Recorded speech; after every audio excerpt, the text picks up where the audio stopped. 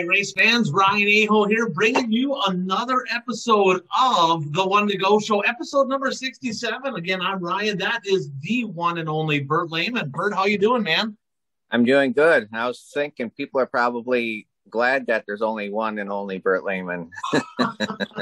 I tell you what, we're all unique. I think a lot can be said for that, especially when it comes to me. And you don't need to put that in the comments, folks. Yeah, I don't think people can handle too many of us. I can see that. Although I did see on Facebook that you were trying to sell me, so I don't know what to think about that. I had a guy offered though. He said, if you give me 200, I'll take them. I'm like, yeah, I don't know. Well, there's no love there. So yeah, a guy was for fans going, what the heck's that all about? Somebody was asking, hey, has anybody got a Bert for sale? I'm like, well, I knew they meant Bert Transmission, but I mean, I got a Bert co-host. Give me $100, it's yours. So fans out there, I mean, if you want Bert for an hour, just go ahead, send $100 over. I'll give you my PayPal account. You can have him for an hour. You'll do whatever you want. Shovel. I mean, if you're down south, you can shovel, right? But yeah, we like to have a little fun for sure. Kind of got to keep things light in the crazy world we're living in today. I agree. You know, some racing went on, and the Florida Speed Week's officially in the books. It's a wrap. It's done. And this last week, of course, the big week, they still had stuff going on at East Bay, and there was stuff going on around, right? But the big thing down there, of course, was Volusia, the late models. The first couple nights, of course, were UMP. They had the mods with them. Kind of touched on that, and then the big block mods come in. I guess the beasts from the Northeast, as they like to call them, they came in, and then they ran. It was supposed to be 4 World of Outlaw races. Of course, the finale rained out. But let's kind of recap that a little bit. You know, we talked about the first couple nights last week, so we don't need to go into much detail. But night one, of course, T-Mac getting her done, and he was pretty quick. What do you think, Bert? All Speed Weeks, he was pretty quick down there. He maybe should have had another one. We'll talk about that in a second. But he got night number one under wraps. Anything else from night number one from you? No, I mean, it was good to see T-Mac back in victory lane. He's one of my favorite drivers, so I'm not going to complain to see him in victory lane. And he always does good interviews after the races too, so that's always a plus. We may talk about that just a little bit, because he talked a little bit about throwing some punches and, earning some respect. And we're going to get to that in just a little bit here. But he's really good, Bert, on the big half miles. I think that's kind of where he shines, that momentum, and he looked good down there. Night number 2, kind of a neat deal. Bobby Pierce getting a win. He did the Babe Ruth. He called his shots, right? He lost his aunt, longtime supporters of his race team, and his aunt passed away. I think his aunt Jan, and she passed away. And he said, hey, I'm going to go out and win the feature. I'm winning it for her, and he did. And so that did not disappoint. That was pretty cool. And we talked a little bit about both those nights. But Bert, let's get into night number 3. Okay. Before the night began, there was some talk going in. Is Kyle Strickler going to follow the Lucas? Because he kind of said, hey, I'm gonna run for Lucas Rookie of the Year. And that's kind of what we talked about coming into Speed Weeks. Is it going to be that's going to be a good deal between him and RTJ. And going into night number 3, which was the first of that week's World of Outlaw shows, before the race even started, he says, you know what, we're transitioning, we're all in, we're going to go World of Outlaw Rookie of the Year. They were leading points, of course, and they traded their rockets to get back into the Longhorn deal. Goes out, gets her done. But there was a lot of mayhem on night number 3. Bert, I'll let you kind of touch a little bit, a couple things that stuck out to you. And in fact, why don't you get to the hot topic, right? Because there's a lot of... Actually, before we get to the hot topic, let me say something about Strickler. We had talked previously, he runs better in the Longhorn than the Rocket, and should he switch and whatnot. And I think we need to give props to the car owners of Strickler's team for listening to Strickler and agreeing to do that. I mean, the owners could have said, screw it. We spent all this money on these rockets, and, this is what you have to learn to drive these things, or we'll find somebody else to drive it. So kudos to the team owners And this is only their second year as being team owners, so maybe that was helpful in this situation where they didn't dig in their heels and say, no, this is the way it's going to be. They were receptive to the idea, and so far it's working well for them. I mean, granted, we're only in February, but he's finished much better driving the Longhorns than the Rockets. So we'll see what the rest of the year brings. Yeah, you're right on the money. If that's an established team, if they're around for 10 years or longer, they're like, no, this is it. Because let's face it, in dirt late models, there's a ton of drivers out there going, well, I'll tell you what, if you don't want to drive your stuff, I will, right? And so that also shows their level of respect for the driving of Kyle Strickler, because, they look at him, they say, I tell you what, we want this guy driving for us. So we got to make this work. So you're exactly right on. And, that Longhorn Bilstein package that he has going on there, that seems to be working pretty well for him for sure. You know what? I'll touch on a couple things, because I know you have something really you want to talk about here.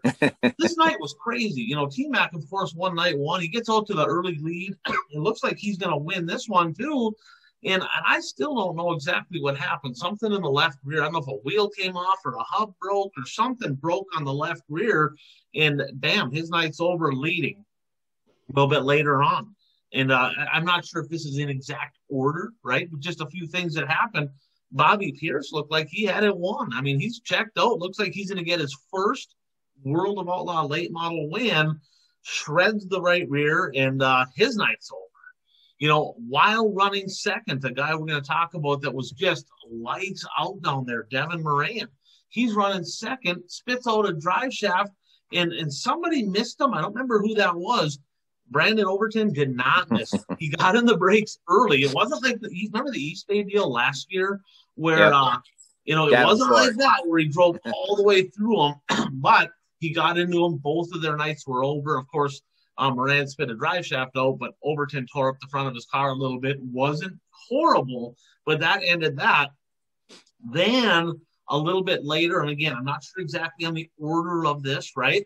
But there was a little incident there between a guy that, driver of the year last year and was in late model racing. Driver of the year, let's face it, he'd been struggling, and he played kissy face with somebody. Bert, I'm going to let you touch on that. Brandon Shepard and Norris, what's his first name? Mike Norris. Yep, not the announcer at Falls, the different one. Not the announcer. Late in the race, I think there are only like 3 laps left or something like that. And they were coming out of turn 2, and actually Ricky Thornton Jr. was on the high side, and then it was Shepard, and then it was Norris. And Shepard said that Thornton Jr. went a little higher than he normally did. So, Shepard took his shot, and, Norris was on the inside of Shepard, and there was contact between Shepard and Norris, and that cut down a tire on Shepard. It wasn't an instant flat tire though, because Shepard was able to continue at least for 3/4 of a lap and then dump Norris in turn 1. And I mean, and when I say dumped, he dumped him because Shepard even said he dumped him. I don't know if you want me to get into my rant right now, or if you. Yeah, I tell you what, I'm going to sit back. I'm going to buckle in. I want to listen. Bert's got a rant here. Absolutely. What is your thoughts on that whole? Well, I mean, I like watching Brandon Shepard race, but I was disappointed with him dumping Norris. And actually, the comments after the races didn't make it any better in my mind. He flat out admitted it. He said, we're going for a championship. This could cost us a championship. I mean, we're in February. I know you're not having a good speed weeks, but we're in February. And my reaction to that is, okay, Brandon, if you and your other 8 World of Outlaw drivers want to travel the country and race amongst yourself at the different tracks, go for it. I mean, to me, that was very disrespectful to the regional driver who, let's be honest, without those drivers, there isn't a show. I mean, those drivers to me are just as important as the regular World of Outlaw drivers or the Lucas, if it's a Lucas race. They were battling for third, I think, at the time. I mean, that would have been a huge finish for Norris. And he even said so after the race when they talked to him.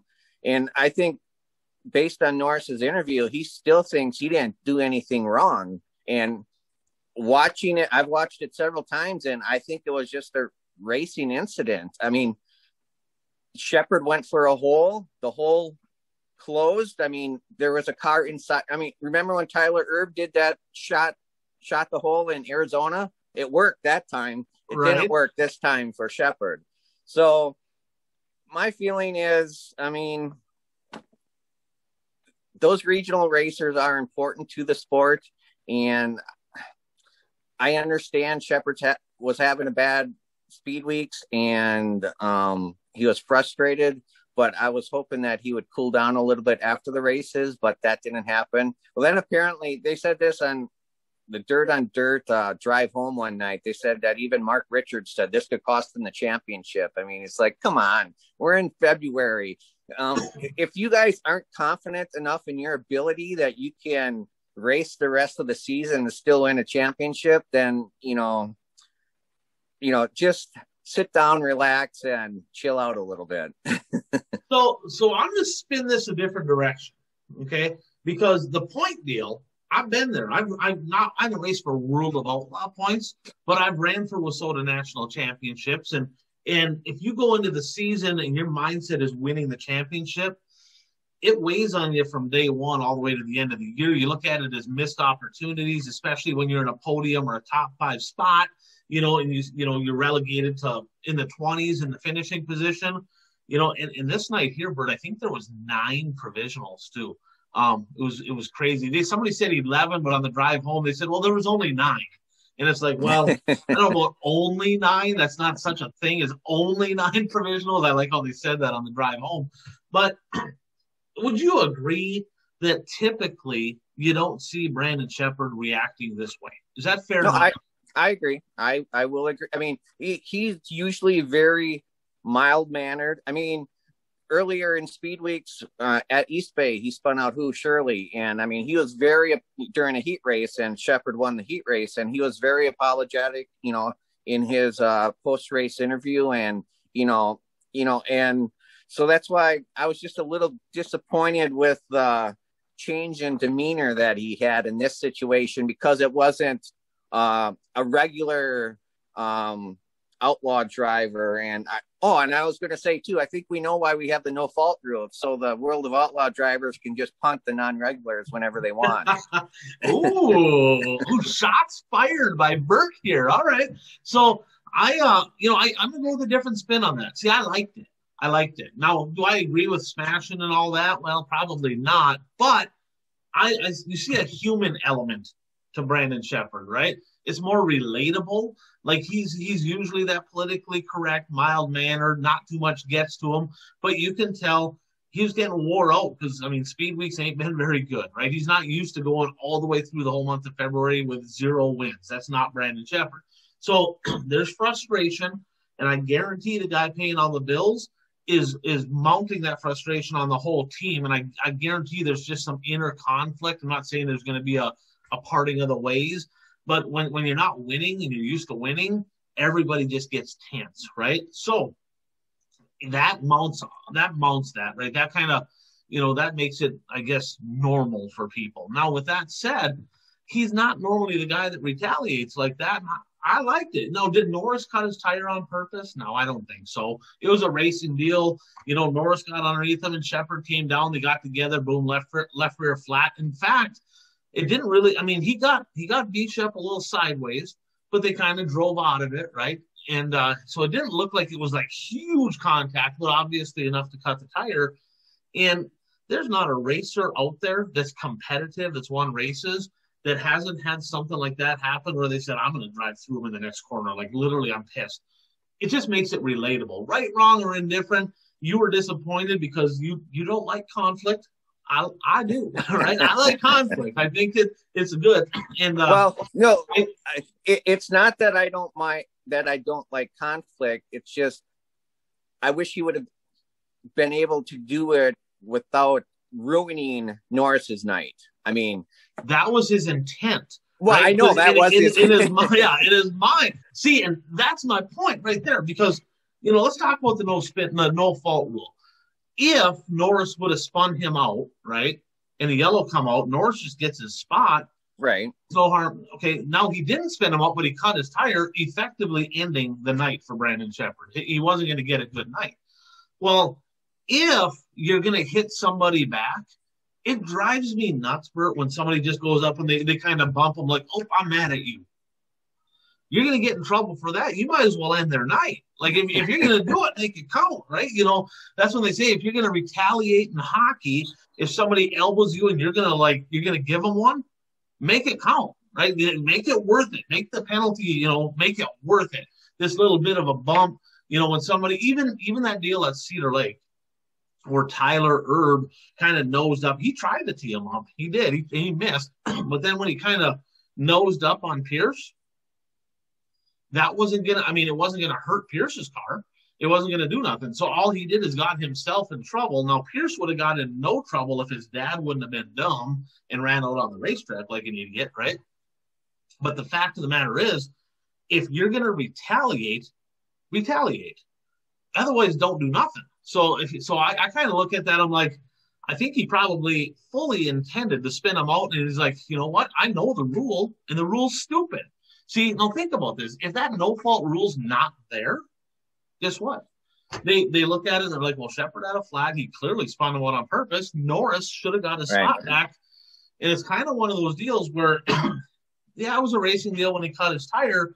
But, that's where the no fault rule, that's where the self-policing worked, right? The self-policing worked. It was done. It was over with. I spun him out. His night was wrecked. My night was wrecked. Bam, it's done. They can move on to the next race. And I believe they probably did. They probably got their frustrations done. I'll put money on it that they probably talked before the end of the week, and it was done and over with because it got handled right there. So it was an interesting deal for sure. And there's a lot of different ways people look at that. And it's interesting just how us two look at that a little bit differently. But needless to say, that night was intense. Yeah, well, what's your feeling on the Norris Sheppard incident on the backstretch? When it first happened, I think it was a racing deal. Yeah, that's what I. Yeah. Yeah, I don't think Norris was over and above like getting into him.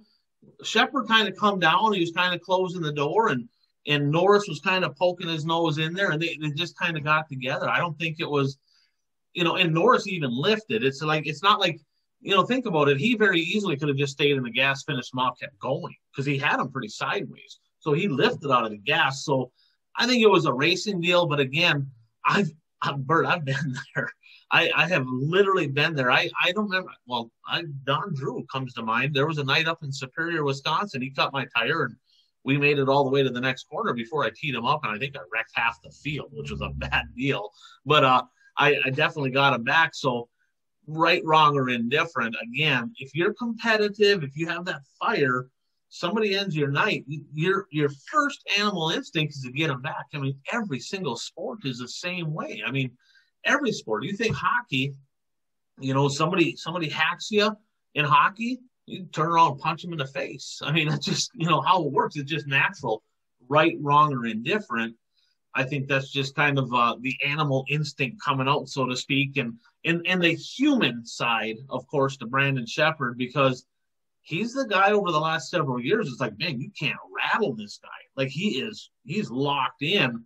And he showed right there that he's rattled right now. And I think that was a culmination of just a massive amount of frustration from all of Speed Weeks. And I think it was just, if he would have been having a good Speed Week, let's say he won 5 races down there, and then all of a sudden that happened, he don't react the same way. There's no way, right? I don't think. What do you think? You may be right on that. I'm curious to see if he would have reacted the same way if it would have been an outlaw regular. I don't know. I think he would. Yeah, that's an interesting perspective. I guess we'll never. Well, we might know. There's a lot of racing left, so we might know. We may see that happen. I guess time will tell. Another thing on that. I was wondering. Because Strickler had kind of declared right for the Lucas Oil Rookie of the Year, and I'm like, and I know there's something in there that if they declare, that's it. They can't ever run for the Lucas Oil Rookie of the Year again. So our late model expert Jeff, he actually did some research. He reached out, of course, to the series director. What is that, Rick Schwally?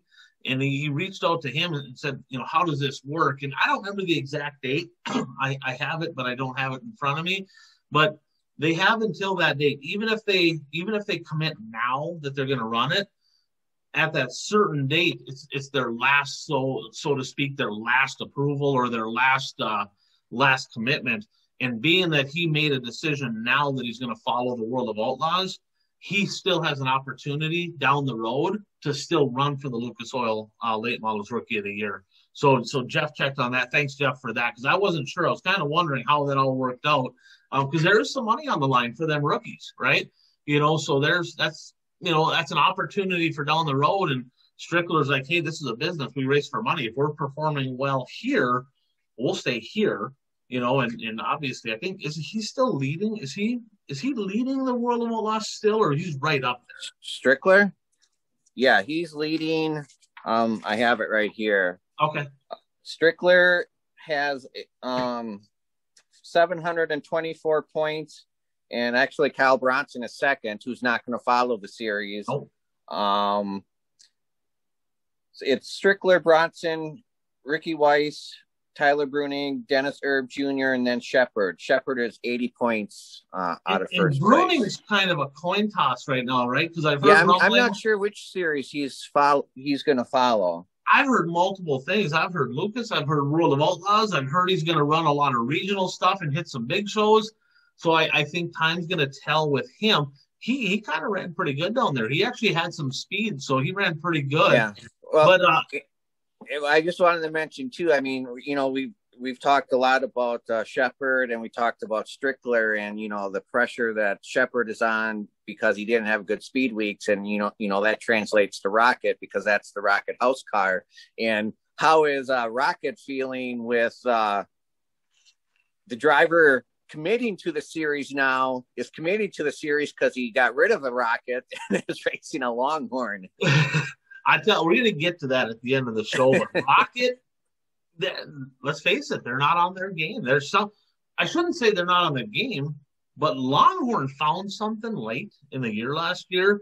And Longhorn right now, that whole team is like, that's the mark. They've kind of stepped up on the Rockets, and I guarantee Mark Richards is none too happy about that.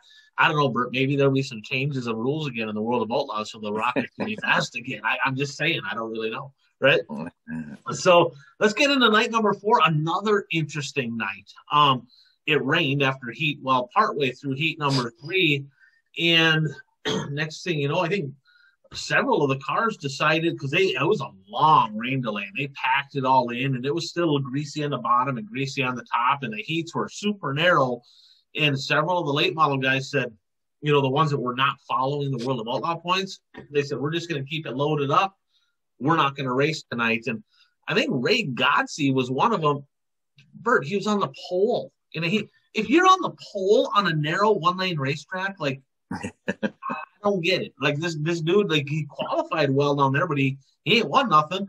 I'd be looking at it going, well, holy crap. Like, I'm on the pole, the track's one lane. This is a good opportunity for me to actually win a heat, get the show. And he opted out on the pole. That one made zero sense to me at all. But several of the guys just decided they're not going to race. And then they got into the race program, and, it's actually a pretty good track. The feature was pretty decent. Devin Moran, who he was kind of a fixture on the podium down there. He was tough.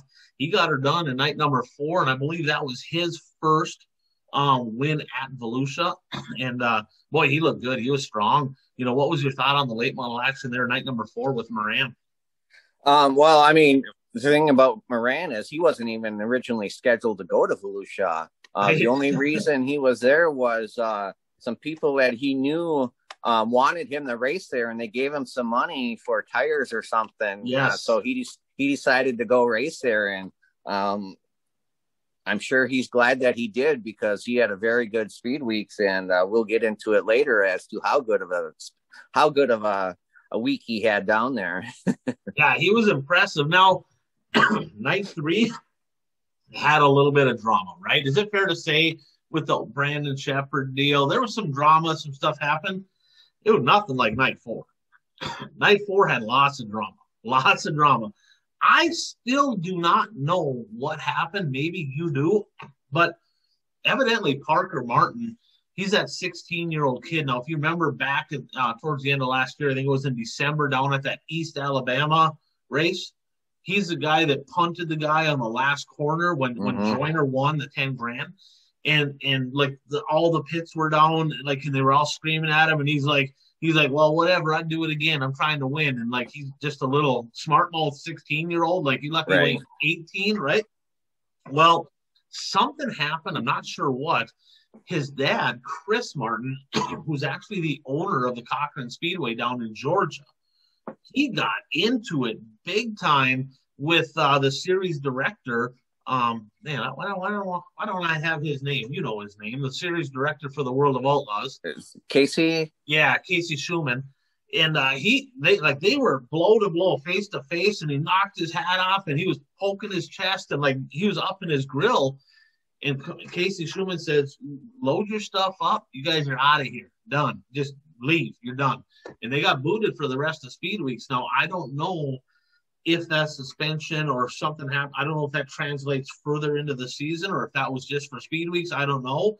But needless to say, he got booted for literally knocking his hat off and screaming. Now, if you want some entertainment, Bert, go to the Cochran Speedway Facebook page. Okay, well, before we leave this topic, what I read was that his dad was upset with the way some of the rules were being enforced during red flags. Okay. I don't know what rules, but that's what I read. Okay, interesting. Yeah, so I'm not exactly sure, but just to give you an insight on what this dude's all about, go to the Cochran Speedway Facebook page and just scroll through, right? And just look at some of the conversations this guy has. He's a loose cannon. He's a loose cannon. Like, I mean, and I've seen people commenting on different threads that, like, this guy's a severe alcoholic, he's a drunk, and he's on Facebook. He's a track promoter, and he's on Facebook drunk, arguing with people nonstop. It's like, so you knew some conflict was going to happen there, and that's obviously translated to a 16-year-old kid who's got a big mouth, right? Not afraid to run into people and voice his opinion. I tell you, they always say, don't let your mouth, try to cash checks at you, or don't let your mouth run. And how does it work? If your ass can't cash the check, that type of deal.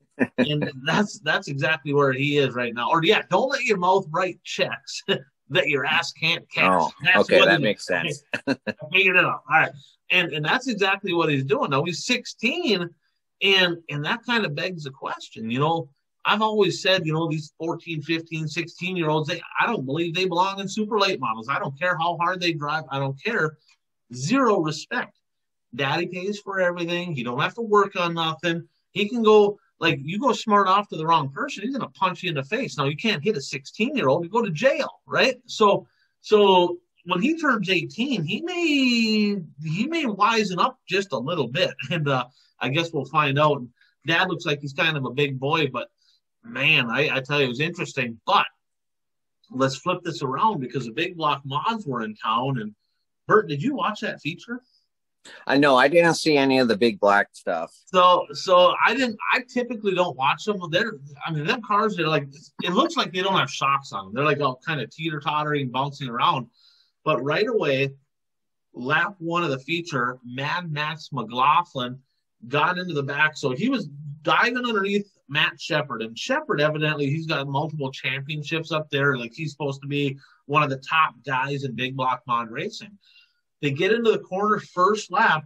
He actually drove inside of him, and he got into the left front of Sheppard. Sheppard's car darts up, takes out another guy, and both of them cars were able to keep racing. So it wasn't like a huge deal, but it could have been really ugly. Well, right away, first thing that happens, right, the yellow's out, and all of a sudden they're all coming around the track, and here's Matt Shepard. He drives, and he noses right up, kind of like Pierce and Tyler Erb did at Cedar, where Turbo drove into the front of him. He drove into the front, and it didn't hit him hard, but enough to stop him. And he was pointing at him, and you can tell like he's clearly pissed off. And they said enough's enough. Everybody get back in line. So he didn't even get in trouble or disqualified for like nosing up to a guy. They just said get to the back. McLaughlin wins the feature. Matt Shepard comes from last to fifth, so he was fast, right? Probably had the car to beat. Later on that night, in the pits, Matt Shepard went down to Max McLaughlin's car. Evidently, he let his fists do more talking than his mouth because he Superman punched him, right? He hit McLaughlin. His feet came off the ground. Bad camera angle. I got some video footage here. If you're on Facebook, you can see it.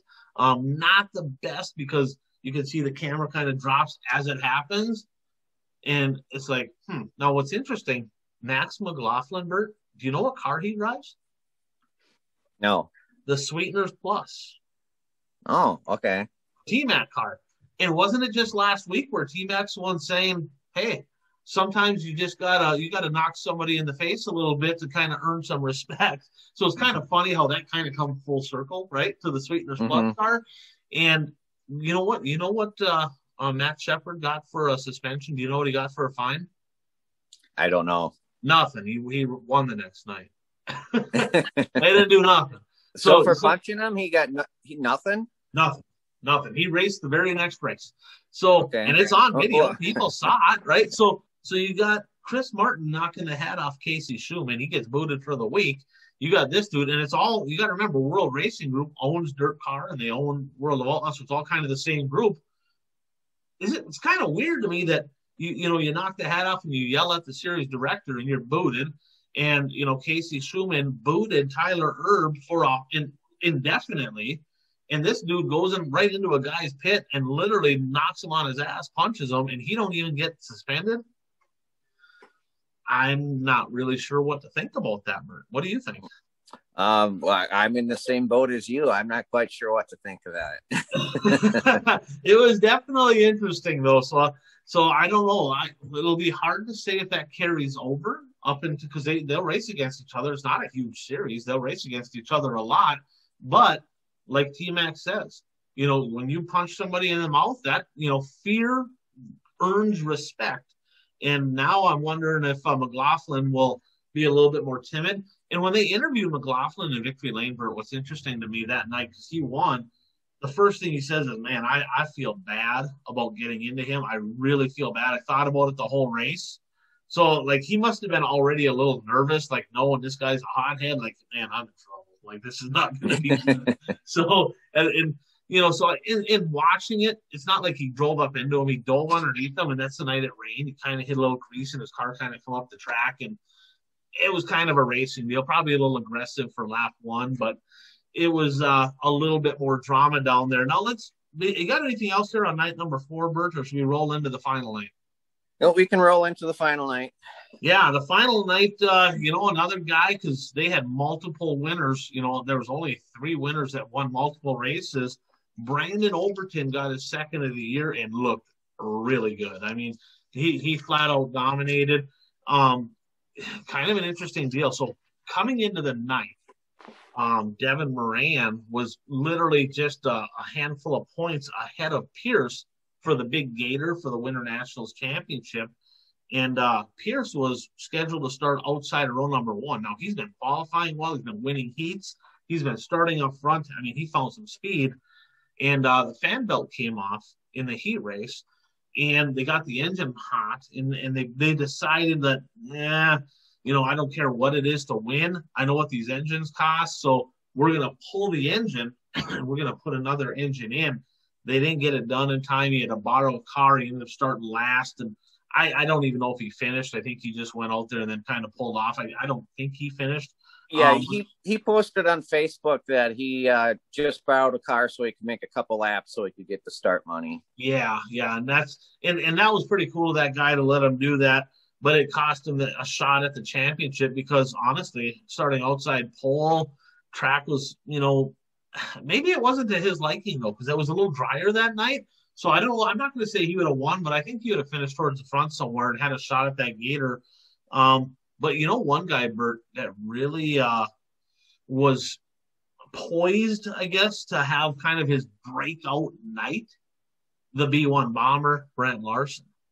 He went out in the heat and won. I'm like, what?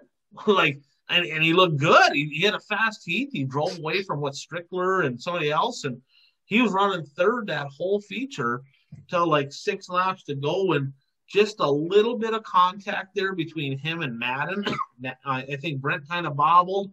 Madden got inside of him, a little contact, and left rear tire went down on the B1. And I talked to Brent. He's like, it was a racing deal. He goes, he didn't like drive into me or nothing, but he was just super happy that finally they found some speed. And it's like, hey, now they're actually talking about Brent Larson. Like he's actually maybe going to find enough speed to maybe run up front in some of these shows. So I'd really like to see that. He's a Minnesota guy and he's a good guy, pretty much, if you know Brent Larson, most people like him. And, so it'd be good after all these years of struggling to maybe, steal one or get some podium finishes here. What's your thoughts on night number 5, Bert? Yeah, I mean, I watched the feature and, well, the funny thing is, in the Dirt on Dirt drive home, they said that was probably the best track all week. But it had the least amount of passing, I think, of any race during the week. So I'll piggyback off that quick. The drivers said that was the best track of the week. And my thought is then if you're a driver, you don't want to try to get to the front. You don't want to be able to pass other drivers. Drivers want smooth. They want dry. And that's what they want. They want the good drivers. They want it smooth. They want it dry because it's easier on equipment. Them old dogs, right? They had talked about, man, this place been too fast. All these young guys kicking our ass on the cushion. Like this is just, we can't drive it that hard. So I think it kind of came back to some of them guys, because it is easier on equipment on that slick track. And that's the perspective difference, right? As a driver, if you're an experienced driver, I don't care if it's Wasota, I don't care if it's World of Bulldogs, I don't care. But the experienced drivers that win races, they want clean, black, dry. They don't want to bang a cushion. They don't want ruts. They don't want none of that. They want a dry, slick racetrack. As a fan, I'm like, I would rather carve my eyes out than watch that garbage. It's like, people say, oh, man, dirt's better than asphalt. Well, not if you prep it like asphalt, right? And that's the perspective difference because drivers will argue with you till they're blue in the face. I was one, like I hated when it was heavy. And I hated it. I hated pounding the holes. I hated the cushion. I liked it black top to bottom. That's what I wanted. But the drivers also need to take a look at if the fans aren't entertained, there's not going to be a whole lot of paycheck going on there. So yeah, I mean, it was rough in some of the earlier races. I mean, we talked about the night when there's a lot of mechanical issues. We talked about T-Mac, and I mean, that night there was a huge bump in 3 and 4, and he went through that bump, and when his car landed, you could see his suspension break. I mean, the frame came down on top of the tire. So, I mean, he broke something by going through that hole. So I understand that, but fans like to see passing. They do. There's a lot of side-by-side action, but like if you looked at the results, it was +1, -1, and nobody really moved far, and that just is what it is. So, but let's talk about our overall 2021 Speed Week's thoughts, right? And just to, I guess, recap one last thing on Volusia. They had the week-long deal. You get the big Gator at the Gator Nationals. Devin Moran, of course, was the Gator champion. So congratulations to him. But, what stuck out to you, Bert, over, between, I guess, the first trip to Volusia, East Bay, Bubba, all of that, Volusia, what stuck out to you? Well, I mean, this year was the first year where I watched a good portion of the late model races. I saw some of the other divisions, but not a lot. And I mean, my first impressions is the youngsters had very good speed weeks. I mean, not just one, not just two. I mean, there's a handful of young drivers that were very good at Volusia. I mean, if you look at the top 5 from those races, I mean, I have them.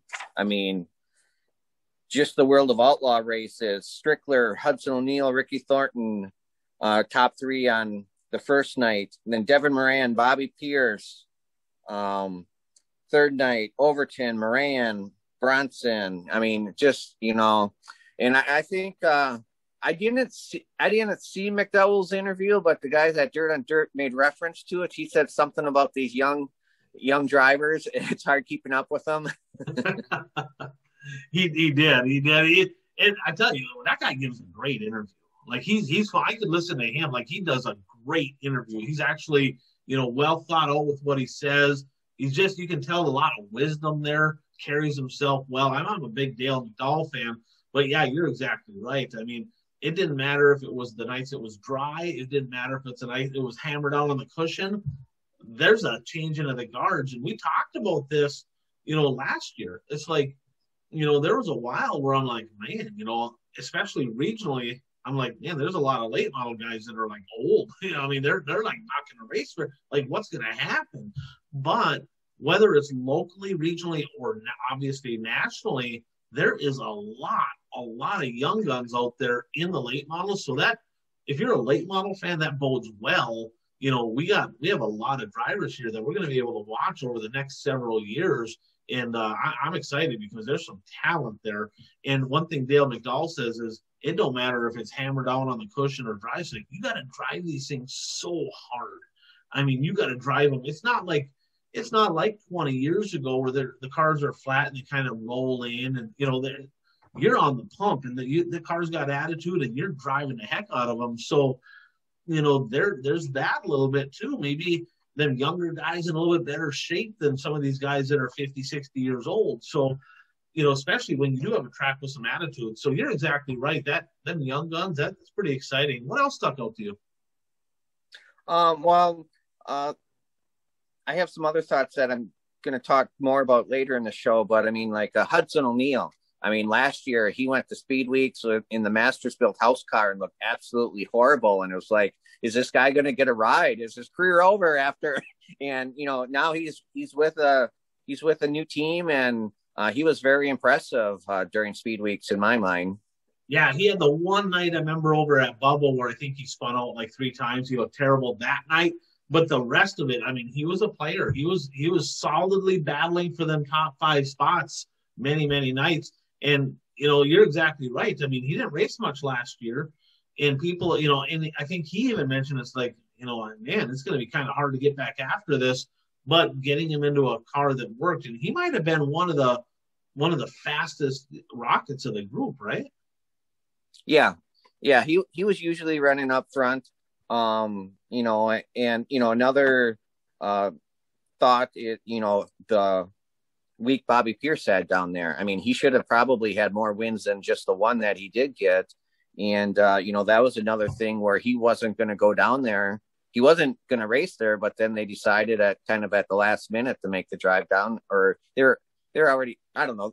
They decided to go racing there, and, they backed it up pretty well. And I mean, I think probably the biggest storyline is Owens, Davenport, and Shepard, 0 wins between East Bay and Volusia. If I would have said going into Speed Weeks, right, that there is no way that Brandon Shepard, Jimmy Owens, okay, we'll leave Davenport out because he struggled last year, but he's another player, like, as good as he did in Arizona, I expected like some of that to transfer over, and it's like, wow. But if I just said Brandon Shepard and Jimmy Owens will not win a race in Speed Weeks, they won't win one, and there's going to be like 12 different winners, but they won't be one of them, you would have said you are outside of your mind. Like you would like you got to quit drinking when you're doing the show, right? That's what you. Mm-hmm. I mean, there's no way.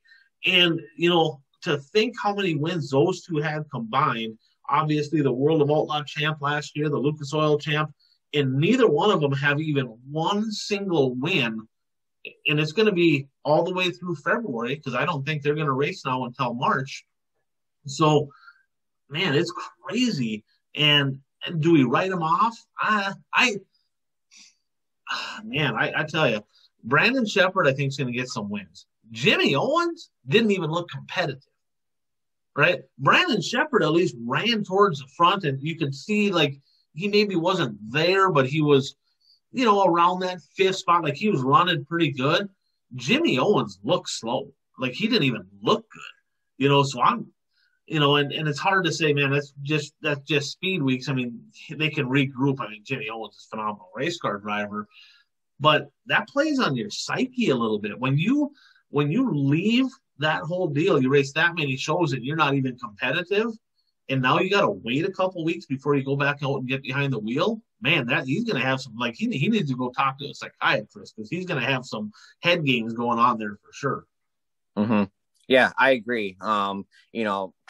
He had such a good year last year. It's hard to believe that, he's gotten off to such a slow start this year. So we'll see what happens the rest of the season. Yeah. Any other thoughts overall from down there at Speed Weeks? Anything else stick out to you? I mean, those were the main thoughts. I think another thought is just the last three races were World of Outlaw races, but you could almost watch those races and say, where are the World of Outlaw regulars? Are they even there? Right. Well, now we can say that Strickler's a World of Outlaw regular, right? Right.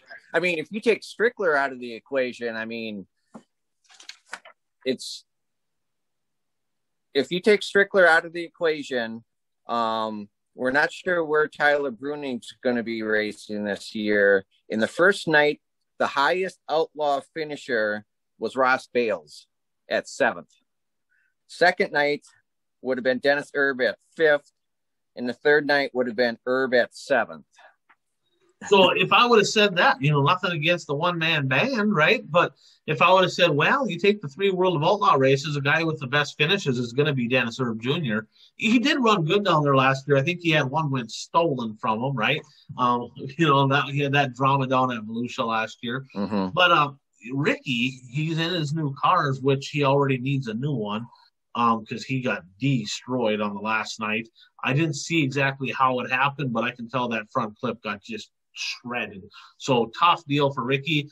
And, they're kind of transitioning. He didn't have many shows. Of course, he didn't run East Bay, so they went down to Volusia, and I think they're trying to get some speed out of that thing. They said they're lacking some speed, but, to go down there and not only you couldn't quite get all the testing in that you want to do because you didn't get as many shows as you wanted to, but then destroy a car in the process.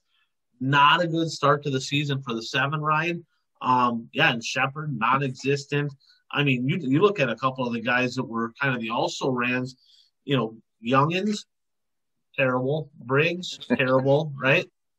Cade Dillard, he tore the clip off that deal. He kind of bent the clip over, and they had to fix it. And like, he was garbage ever since then. So I don't know if that car is going to have to go back to Wisconsin. So them guys were all non-factors. I'm going to be honest with you. The one guy that actually showed some speed and actually was more competitive than I seen him all last year, Brent Larson actually was. I'm not saying he was a top 5 guy, but he looked, compared to last year, Brent Larson a few nights down there looked to be improving, right? I'm not saying he's winning or whatever, but you can tell that he made some strides. And he's another guy that switched, right? He was in a very right icon at the end of last year. Now he's in a rocket. And so maybe that little bit of a transition, he found some speed. So, it's going to be interesting, that World of Outlaw deal. Scott Bloomquist, he found some speed. A couple nights he looked quick and, he had some things happen. He found a little bit of speed, but it's anybody's game. And right now, Strickler, he's in the driver's seat. I mean, clearly out of all that whole group at Volusia, not at East Bay, terrible at East Bay, terrible at East Bay. That's why he's so far. Okay. But at Volusia, out of that whole group, there's a reason he's leading the points. He looked good at Volusia. So, right. We'll see if that can, it's a long season. He's a rookie. He's got a lot of experience in racing, though. We'll see how that transitions over the year. I do have one last thing there on Volusia. So Scott Duvall, a friend of mine, was down at the RPM workshops, and they have those at Daytona leading into Daytona 500 weekend. And it's a whole bunch of promoters get together, and pretty much all the promoters from Florida were at RPM workshops, plus promoters from all over the country. The biggest thing that they talked about down at the RPM workshops was the lack of fans at Speed Weeks, right? So they're like, man, our fan counts, except for a couple of the weekend shows, were terrible. I mean, did you see the fan count at Ocala? I mean, there was nobody in the grandstand. There was nobody there, right? It was empty. It was cold. You looked at Volusia. During the week, nobody there. No, empty, right? East Bay. East Bay was probably better than the other ones because it's East Bay. Traditionally is usually better. But two things come to mind. Number one, Volusia had lack of fans because the Daytona 500 didn't have all them people. But the thing they talked about most on their Bert, live streaming. There's a big concern with that. And they said, it's not necessarily the live streaming. It's like people live streaming it, and then they have a house party, right? They have 6, 8, 10 people over, barbecue. They're all watching the race, or they're sharing it with their friends or Facebook Live and doing all this. There is an absolute conversation going on nationwide now with all these promoters talking about streaming platforms. Is it killing the fan counts? Because Ocala, it was cold. I mean, it was cold down there. I can guarantee you this, I would have rather watched it on TV than sat in cold, right? So there's a concern going on there, and that was a big discussion and lots of different variables. That's a discussion for another time. We'll get into, down the road, we'll get into a little bit more in-depth conversation on live streaming, what promoters can do, different things like that.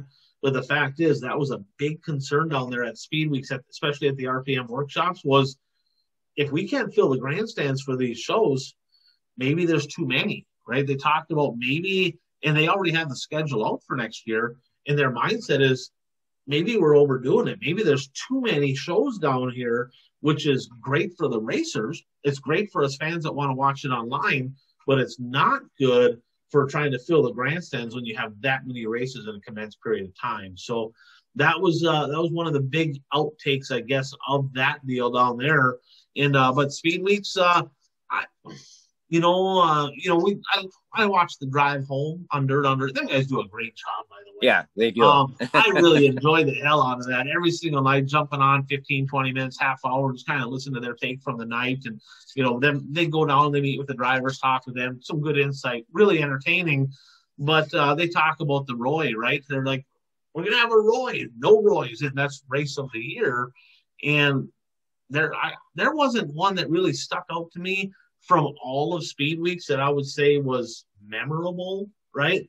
I mean, there were some okay races. There were some good races, but nothing that was really like, man, that was outstanding. And that's interesting. There was no spectacular races down there. And I know last year at East Bay, there was a couple that were really good. Yeah. This year, there was I think that was another outtake I have, is nothing really stood out. There was some good racing, not great. And but now we're going to get back into the swing of the season. So, that's it on the recap, Bert. There was, sorry, Keith, there was really no sprint car racing to talk about. We do have that coming up. But, let's get into the upcoming events. One thing that stuck out to me, that Extreme Dirt Car Series, the Driving Extreme Dirt Car Series, I believe this is year number 2. They had it last year. They already got 3 nights in the books. And right now, Madden, he won the points last year. He's leading that after 3 races. Remember, I don't know if you remember this, Bert, but Strickler was leading it. And do you remember Strickler's night, the last extreme race? He went through 2 cars. Yeah. he shredded the wall in the same spot in the heat and then took out a backup car and did it again in the feature. So, yeah, so he lost the lead. He's second in the points. One thing that I did see, though, for this show is Stuart Friesen and Brandon Overton are both going to be racing there. So, Okay. so that's going to be good. So it's going to be the notables are going to be Madden, Strickler, Overton, and Stuart Friesen, who look pretty good. Saturday at the Lakeview Motor Speedway, Sunday at Cherokee Speedway, which is Gaffney, both in South Carolina. Both of those races will be on Dirt Vision, and those are the four notables. Bert, if you had to pick a winner for any of those races, who comes to mind for you? Let's make a couple picks. That's the big late model races for the weekend. Let's make a couple picks.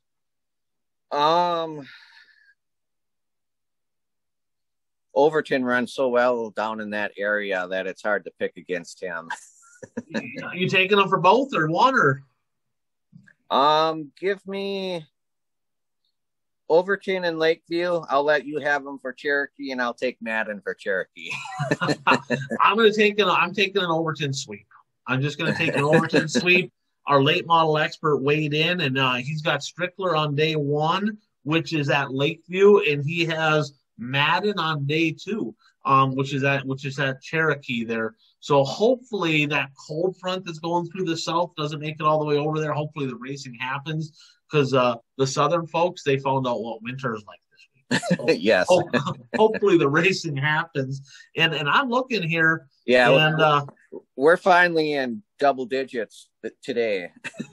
Well, I know northern Minnesota's been in double digits for quite a while. Of course, it's been negative double digits, but yeah, not positive. But yeah, I know in Illinois now, end of the week, it's supposed to be up around 30. So twice within the last week, I was driving to work, and one day my car said minus 22, and another day it said minus 21. So I mean, we've had that for a week and a half to 2 weeks where it's been single digits pretty much. No mosquitoes. No mosquitoes. No mosquitoes. So that's good. Now there is another late model race going on. I do not know. I actually messaged them to see if it's going to be streamed on anything. They said they're working on that. There's a few regional places that do it down there. They have the Eddie Davis Bama Brawl. Of course, that's in Alabama, right? At Fort Payne Motor Speedway, Saturday and Sunday. They have a few different classes, and I know the big finale is 4,500 to win for the super late models down there. So, keep an eye online. Maybe just Google that, or not Google, but go on Facebook to the Fort Payne Motor Speedway Facebook page. You'll be able to see if that's screened anywhere on there.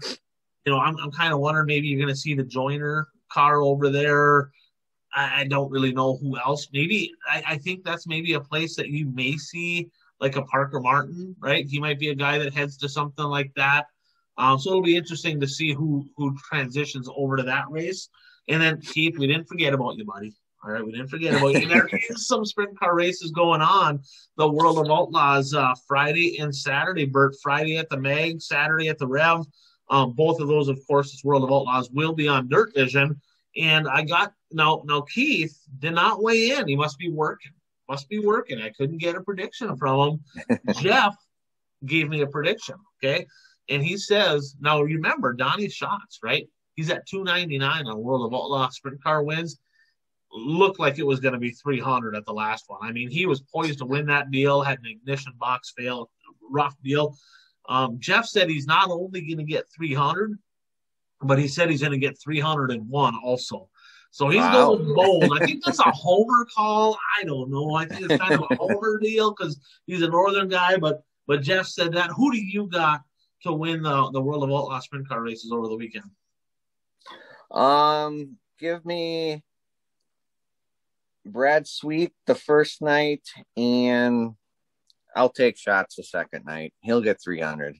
Okay, I'm gonna say, you know what, this ain't the week for Schatz. I hope it is. I really do. I hope he wins. I hope he wins them all. But Logan Schuhart, I'm taking him, and I'll take Sweet. Which order, I don't know. What order did you go again? Who'd you take for the first? I went Sweet and then Schatz. So you took Sweet, Schatz. So I'm gonna go the opposite.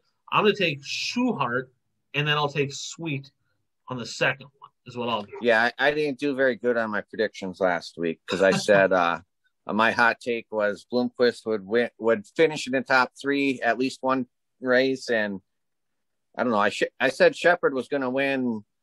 I can't remember how many I said he was going to win, but it doesn't matter because he didn't win any. Right, and I said Bloomer was not going to finish in the top 10. And I don't think he did have a top 10. No. And I said Bobby Pierce was going to be the next guy to double up. And it looked like it was going to happen. And then he got a flat. It's like, man, I was close and it didn't happen. He didn't double up, but he looked like he was going to. So not only should he have won that one where he had the flat, but then he was outside pole and another one didn't get the race. So, like he's there. I tell you, he's fast. He's definitely going to be a force. So that's the upcoming races. There's a few things coming up. Of course, we got more coming up. USMPS the following week. We'll talk about that. But Bert, let's get into the last lap here. And I tell you, local tracks, Bert, not working together is driving me bonkers. Literally driving me insane. I was on Facebook and I kind of looked at the schedule. I saw what was going on at Huron at the Dakota State Fair Speedway, Huron, South Dakota. The first weekend of June, they have a South Dakota swing out there with the Structural Buildings Wissota Late Model Challenge Series. Of course, Thursday night, they're at Huron, Friday, Aberdeen, Saturday, Huron, Sunday, Casino Speedway in Watertown. And I was looking at that. I'm like, holy crap, 10 grand to win on Saturday. That is outstanding. That is awesome. Another 5-figure payout for Wissota Late Models. And then I looked, and I'm like, the King of Dirt at the I-94 Sure Step Speedway in Fergus Falls is the same night. I'm like, are you serious? Like, really? I mean, and I even texted Shaw. He's like, yeah, it's the only thing we could make work. And I'm thinking, it's your dollar. It's like, well, whatever. I mean, and they'll get cars, but it just sucks, right? When you see a promoter, and both of them, okay, this is both of them. It's not 10 grand to win at Fergus. He's putting up good money, though. It's like 4 or 5 grand or something like that to win. I think somewhere in that neighborhood. I think it's a really good purse. And then you look at Huron, and they're putting up $10,000 to win.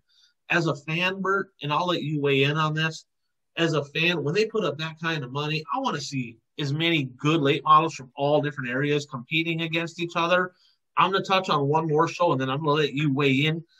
Late August, okay, last year, probably one of the best races of the year was over at the Big O, Ogilvy Raceway, Ogilvy, Minnesota. It wasn't, of course, Challenge Series last year. It is this year because the Challenge Series wasn't there.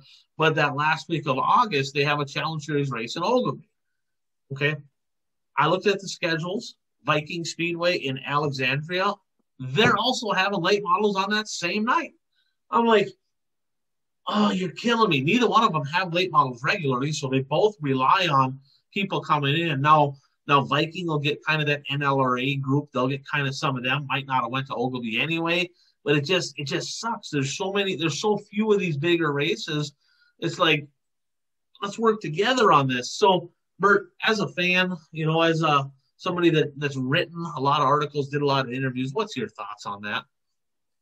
Well, I mean, it's nice that tracks are going out on a limb and scheduling these specials, but when you schedule them on top of each other against other tracks, I mean,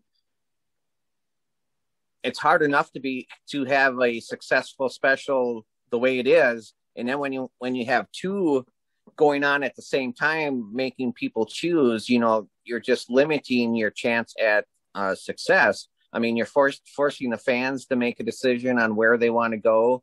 You're forcing the drivers to make a decision on where they want to go. And from a fan's perspective, when I go to a special, I mean, I want to see the best of the best from that area, and hopefully some drivers from out of the area.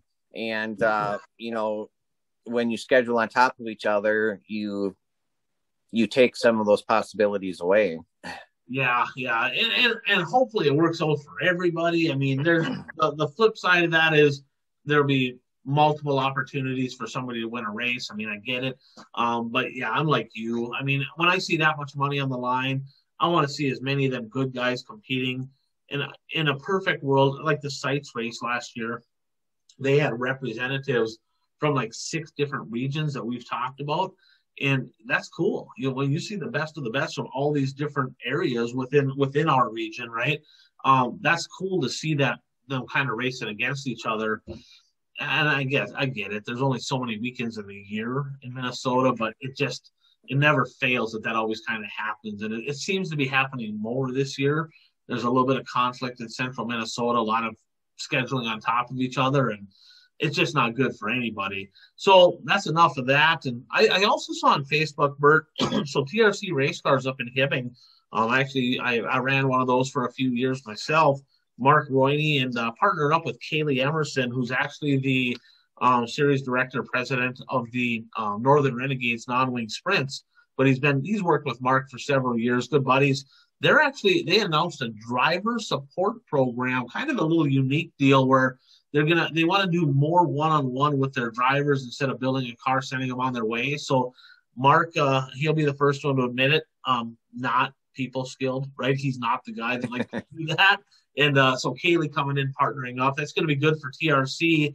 And that's of course national championships. They've won it in B-Mods, they've won it in Supers, and Skeeter Esty, who actually has multiple national championships in the Wissota Midwest Mods as the TRC house car driver. Bert, he's going to an A-Mod this year, and I saw on his Facebook page that not only he's going to an A-Mod, but they're heading south to Texas, and they're going down, RPM Speedway for the USMTS openers. So good luck to Skeeter down there. Sounds like it could be an interesting deal with that USMTS with all that money on the line. See how some of these guys do. So Bert, let's transition over to some asphalt. Again, well, before we do that, Sure. It's not on the agenda, but I have one thing that it was just announced yesterday, I believe. Did you see that the World of Outlaw race at Bristol is going to be invitation only? I did. And I got some thoughts on that. What is your thoughts? Well, I'm curious as to their reasoning for doing it that way, because I believe Lucas has races scheduled for that weekend, so they're not going to get the Lucas drivers anyway. So are they trying to keep some?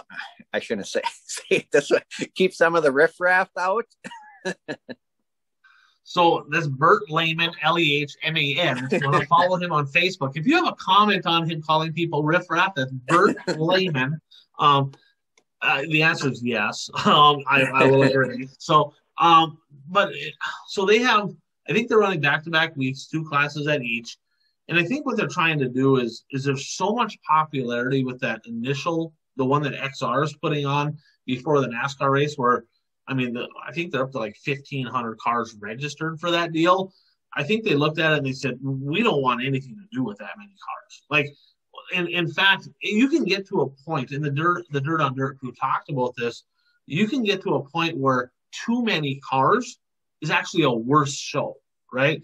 It goes too long, there's more cautions, it wears the track out. So I think they're probably trying to eliminate some of the guys that really don't have a shot, right? Which, right, wrong, or indifferent, it is what it is, okay?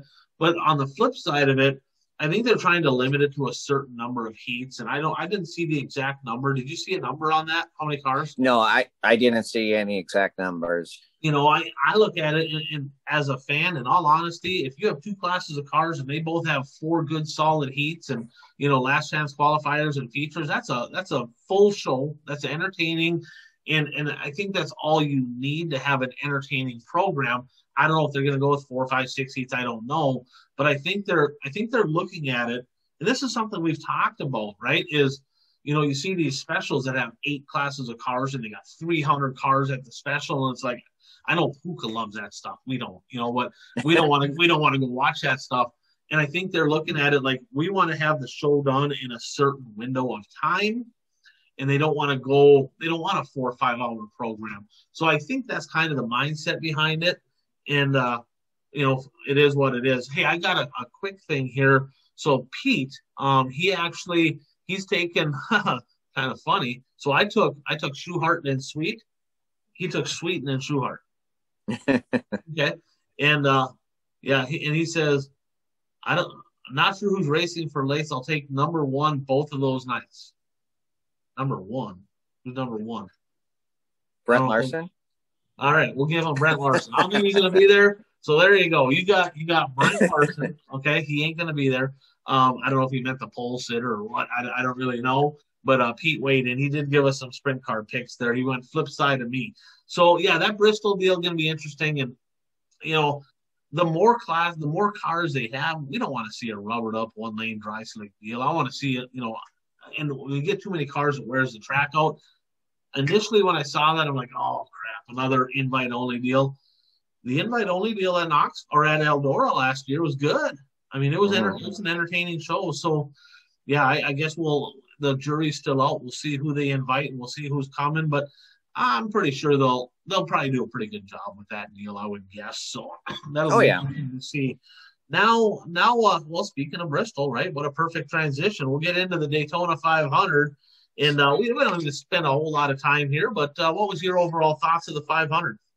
I mean, I was glad to see Michael McDowell win. I mean, I always like to see an underdog win in NASCAR, and either Daytona and Talladega. Those are the two tracks most conducive to an underdog winning, because it's kind of, there's a lot of luck involved. Let's just be honest.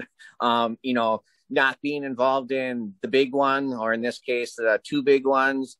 And I mean, when I initially saw the wreck happen on the last lap, I mean, I didn't have the same feelings that I had last year when Ryan Newman's wrecked, because I was really worried about Newman. But this wreck was really bad too, with Keselowski getting up into the catch fence a little bit. I mean, they showed the front bumper from his car was stuck behind a pole on the catch fence. So, I mean, if that car would have got up a little higher with the roof to the pole, I mean, and, they just keep saying, this is Daytona, this is Talladega, but, you're really kind of pushing your luck. But the thing is, nothing's going to change as long as they're allowed to bump draft the way they are, where they're allowed to actually push each other. Because if you don't lock on correctly, that's what happens. Two cars go. Who caused that in your mind? You watch, I'm sure you watched it multiple times. From what you've seen there, if you had to point a finger, who caused that last wreck? If I had to say who actually caused it, probably McDowell. Because he was pushing Keselowski and they got a great run, and Keselowski, wasn't able to square Logano, caught him on the side and caused both those cars to spin. I mean, is it Michael McDowell's fault? No, I don't think so. But ultimately, that's probably the cause of the accident. So with that said, another no-fault caution rule win, right? And that's NASCAR's rule. Again, yeah, I'm happy for Michael McDowell. Sounds like he's a stand-up guy. A lot of people have a lot of respect for him. So that is cool. And, I've been to a few Love's truck stops myself. But in my opinion, like, I felt like I suffered through watching, like, the majority of that race. I'm like, it was so boring. Yeah, I mean, horrible. A lot of times Daytona is, at least they're racing side by side and stuff, but it seemed like the drivers pretty much decided we're just going to stay single file until the end of each stage. And then we're going to, try to go for the victory of the stage. And then especially at the end of the race. And I mean, yeah. Denny Hamlin even said, because after the pit stops, Hamlin got shuffled back to 11th. I mean, by far he had the most dominant car. But he said, nobody made any moves. I couldn't do anything because you can't do it by yourself. And the top was so fast. People tried to move down. They couldn't do much. And really, I mean, all of us dirt fans say the same thing. You don't even need to watch a NASCAR race until like the last 10 laps. And again, that proved to be true. Yeah. I would have blamed it on McDowell. I would have did the same thing. That's the rule. I mean, you can bump draft. He was just trying to win. He was trying to make something happen. He didn't try to wreck anybody. I saw people online saying, but Logano threw a big block. Not really. I mean, he kind of moved down, but it wasn't like a abrupt, like he went down the block. I've seen some big blocks thrown at Daytona. That wasn't a big block. That was just kind of a gradually, you're racing for the Daytona 500 on the last lap. You're going to kind of move your line a little bit. It is what it is. In fact, there was more blocking done at the end of that one stage, right, than there was in the end of the race. So, yeah, unfortunately, everything was okay. NASCAR did a really good job in quickly hey, this person's out, that person's out, everybody's out of the car, everybody's okay. They were very quick about letting all the viewers know that everybody was good. So that was good. But I'm gonna tie a bow on this. I was curious to see what Keselowski would say in his interview. I did see his interview. I didn't see Logano's. Well, I did see Logano's, and neither one of them that I saw blamed McDowell for it. And actually, when they interviewed Keselowski, they actually showed him the replay while they were interviewing him. And even after the replay, he didn't blame McDowell. He didn't say that this cost him the championship, and and blame the McDowell is a regular, but he's not one of the top drivers. So right, yeah, they're very, very politically correct in how they approach things in NASCAR too.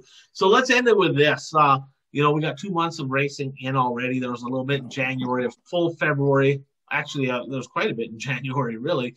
But let's go into the late model in the National Late Model Series. You got some guys, you take a Madden and Overton, they don't really follow a series, but all the national drivers. Let's talk about our top 5 studs and our top 5 duds after basically 2 months of racing here. Let's start with the top 5 studs. Let's go studs. Who's your top 5? Okay, in order. If you want, no particular order, okay. Unless you want to. And if you have just a brief snippet that you want to say on anything, on any one of them, what do you got? Top 5. My top 5 in no particular order. Devin Moran, Bobby Pierce, Kyle Strickler, Hudson O'Neal, and Brendan Overton. I left Tyler Erb off just because he didn't race that last swing because he's suspended. So I think we both got Devin Moran up front. He was impressive over speed weeks. I got Brandon Overton in there. I got him second. I think he's been massively consistent. I have Turbo third. Only guy with 4 wins. I mean, he got a couple on the East Coast, couple on the West side, right?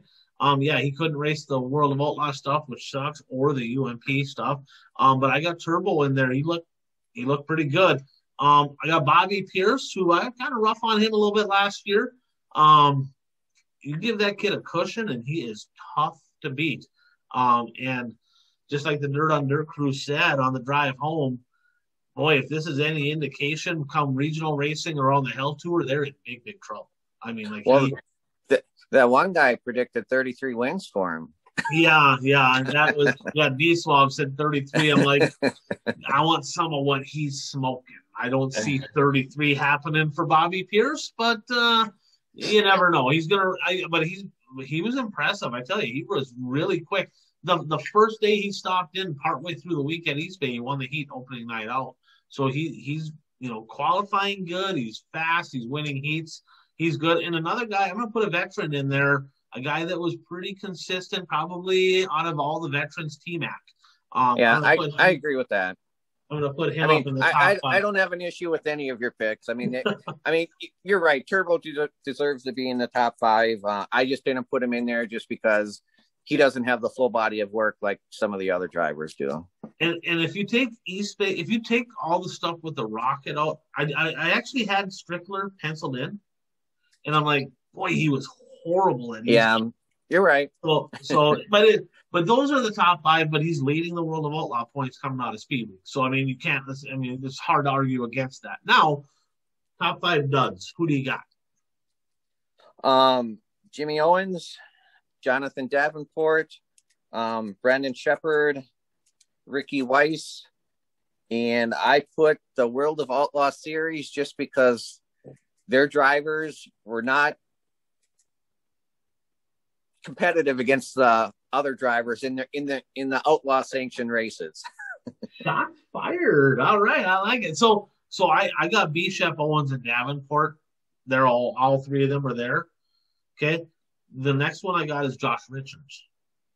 Like, he was legitimately like bolted last year, and he was horrible at Speed Weeks. I mean, it was just. And then I had a 5th and a 6th, and I didn't know which way to go with this. I had Cade Dillard in there. but I put Team Rocket. Because Longhorns right now, they're a step up, right? Rocket, they're lacking speed, and they got to be coming out of this deal shaking their head going, what just happened? We're Rocket chassis, and we're not even all that terribly competitive right now. So Mark Richards is either going to have to A, sharpen his pencil and figure some stuff out, or B, talk to World of Outlaws and Lucas Oil and changing some rules so his cars can be on top again. I don't know which one it's going to be, but I put Team Rocket in there, but definitely Davenport, Bishop, and Owens. And Davenport, that I would say my biggest disappointment out of all of Speed Weeks, Jonathan Davenport. As fast as he was coming out of the Wild West shootout, right, and kind of that swagger, he's starting to get some confidence back, and he laid a big egg. And so bad that he's like, I'm not even going to Volusia. I just want to go home, right? I mean, so that was my biggest disappointment. So with that said, we kind of have our picks for the week, a little bit of racing coming up. Hopefully, knock on wood here, Mother Nature cooperates. I know they had a mod race, a USRA deal down in Texas. That got canceled, obviously. They got some snow down there. I think it's kind of funny. But the fact is, some racing coming up this week. World of Outlaw Sprints, Extreme Dirt Car Series late models. All of that's going to be on Dirt Vision. So if you have Dirt Vision, check it out. And Bert, any closing thoughts? No, I think we covered a lot in this show, and it's the Bristol races are only like a month away, and and then things are really going to start heating up. Yeah, there's a lot of racing coming up. We'll have a lot of news. We'll have a lot of stuff coming up for our local and regional stuff. There's a lot of big races happening. Lots to cover over the next month here before we get into our seasons up here. So again, as Luke always says, go out and be your dream. I'm Ryan Aho. That is the one and only Bert Lehman.